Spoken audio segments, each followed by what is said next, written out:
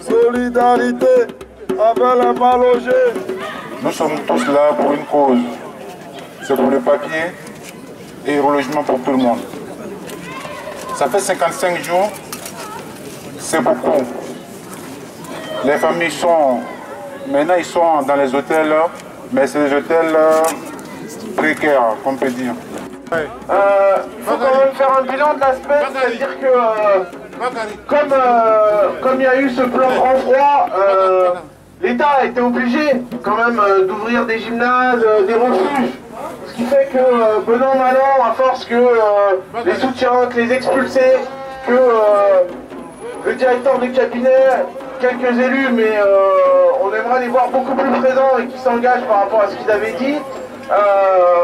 Voilà, il y a quand même quelques personnes qui ont pu avoir accès au 115, mais il faut quand même savoir que cette semaine, hein, quasiment tous les soirs, il y avait encore des personnes qui étaient sur le carreau, qui soit ont été obligés de dormir sur le campement avec des températures de moins 10, moins 15, soit qui ont dû trouver des amis, des soutiens pour passer une nuit au chaud et pas rester dehors. Ça veut dire que donc la situation, elle n'est pas réglée. Et même quand ils ont accès au 115, il faut quand même dire ce que c'est. Hein.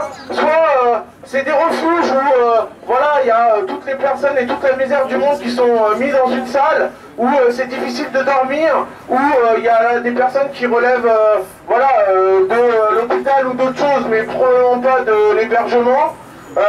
Et donc c'est difficile pour les familles, hein, elles travaillent et ceux qui sont en refuge ont bien souvent pas pu dormir.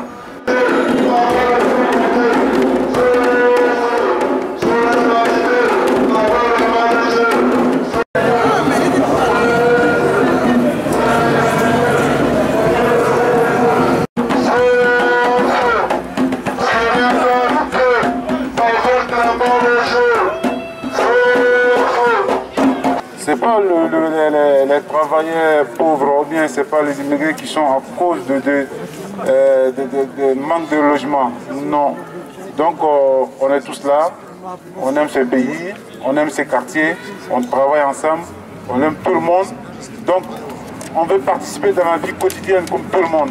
Mais pour ça, il faut aussi qu'on nous donne aussi une dignité. Cette dignité qu'on vous demande pas beaucoup de choses. C'est peu de choses qu'on vous demande. C'est donner un lieu digne à ces familles-là qui peuvent vraiment travailler et être vraiment correctes dans ce pays. Donc on vous demande de nous aider.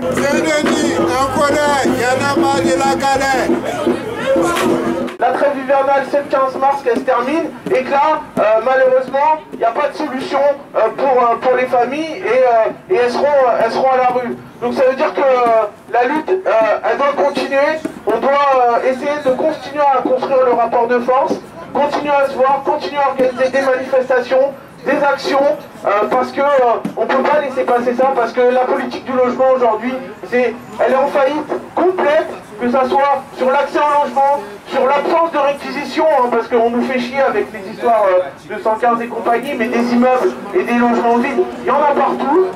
Il pourrait prendre des arrêtés de réquisition, rien n'est fait de ce point de vue-là. Donc le combat, il doit continuer.